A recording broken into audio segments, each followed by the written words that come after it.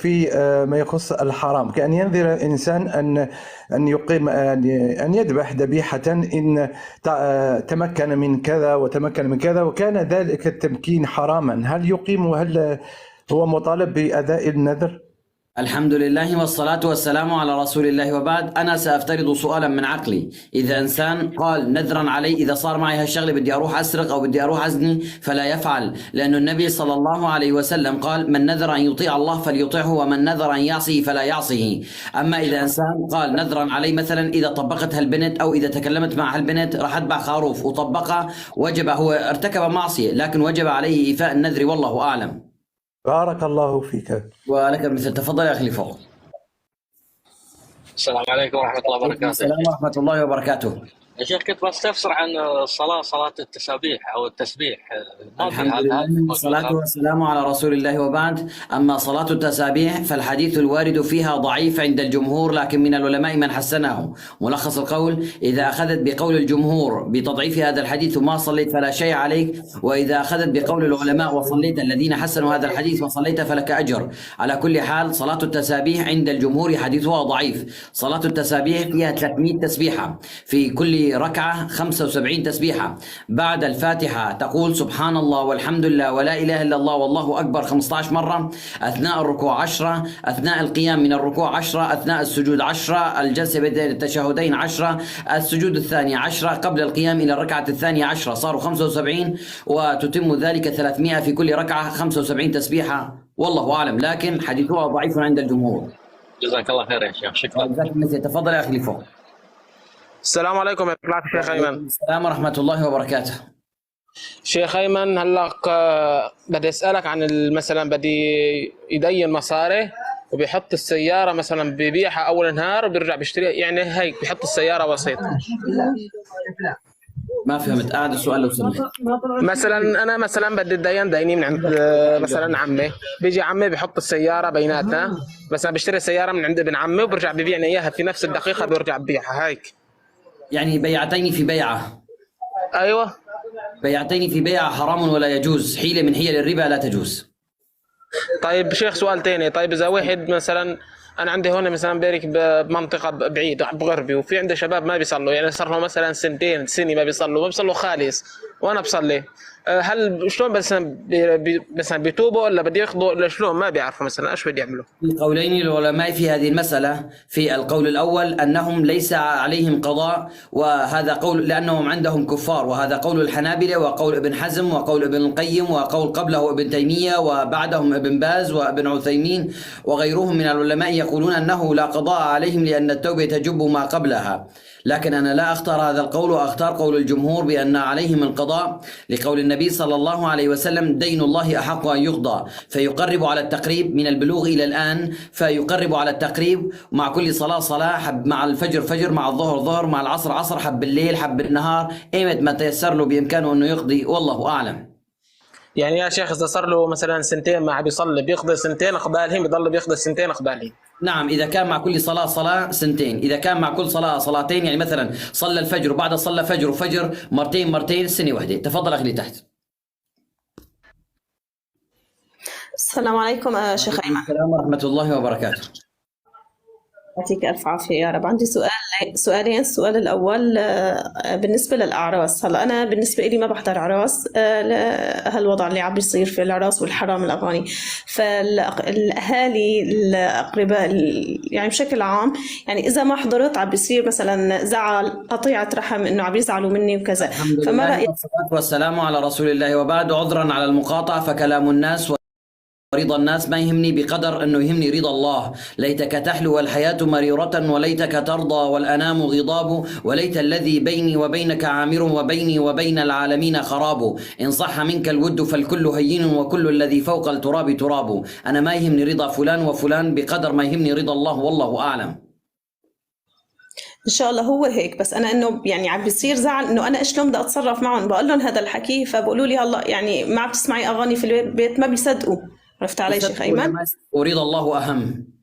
قال النبي صلى الله عليه وسلم انما الطاعة بالمعروف لا طاعة في معصية، وهذا الحديث ثابت في البخاري، والله اعلم.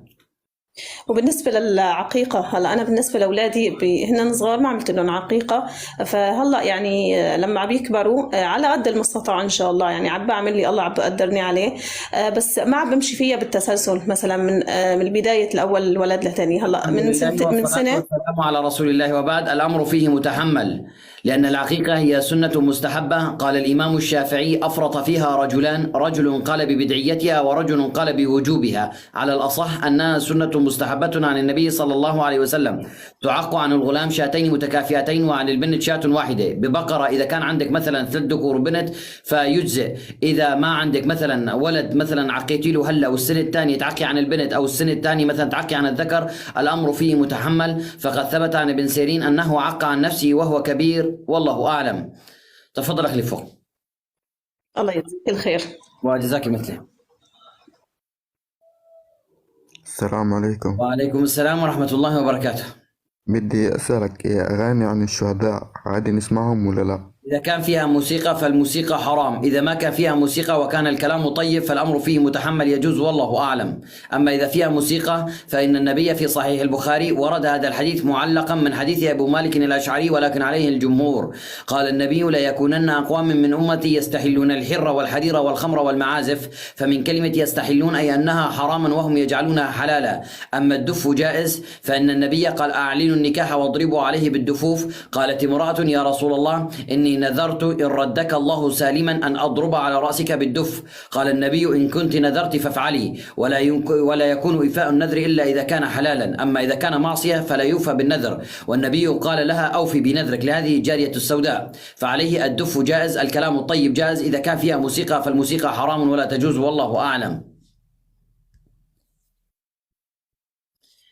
ثبت أن النبي في الصحيح في البخاري في غزوة الخندق في غزوة الأحزاب كان يقول: اللهم لولا أنت ما اهتدينا ولا تصدقنا ولا صلينا، فأنزلا سكينة علينا وثبت الأقدام إن لاقينا، نحن الأولى جاءوك مسلمون والمشركون قد بغوا علينا. على هذه الزيادات الطفيفة في الحديث، والله أعلم.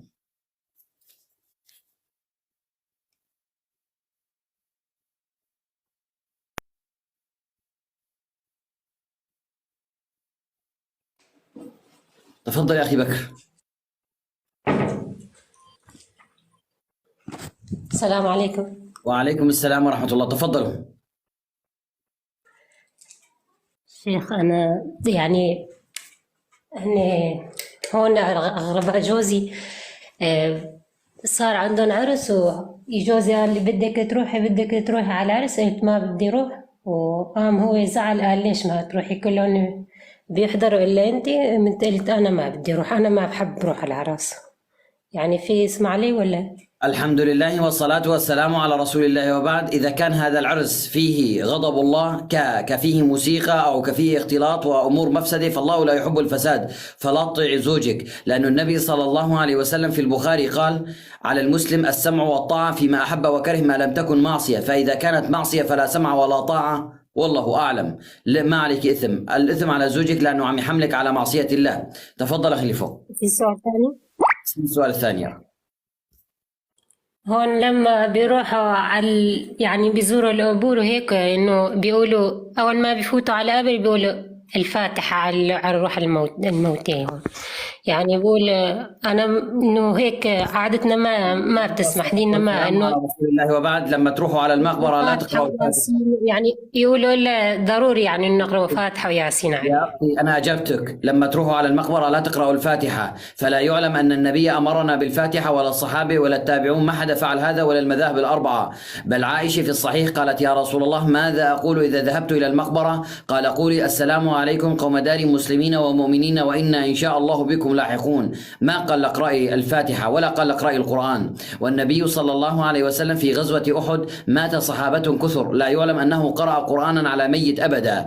والنبي صلى الله عليه وسلم لما ذهب إلى قبر خديجة ما قرأ القرآن. والنبي لما ذهب إلى مقبرة البقيع دعا ودعا ولم يقرأ القرآن. وعبد الله بن عمر لما ذهب إلى قبر الثلاثة قال: السلام عليك يا رسول الله، السلام عليك يا أبا بكر، السلام عليك يا أبتي، ولم يعلم أنه قرأ القرآن. فقراءة القرآن القرآن على الميت لا أعلم لها سندا لا عن النبي ولا عن الصحابة ولا عن التابعين ولا المذاهب الأربعة. والنبي قال خير القرون قرني ثم الذين يلونهم ثم الذين يلونهم، فلا النبي ولا القرون المفضلة الأولى فعلوها، والله أعلم. تفضل أخي فوق. السلام عليكم. بارك الله. وعليكم السلام ورحمة الله وبركاته.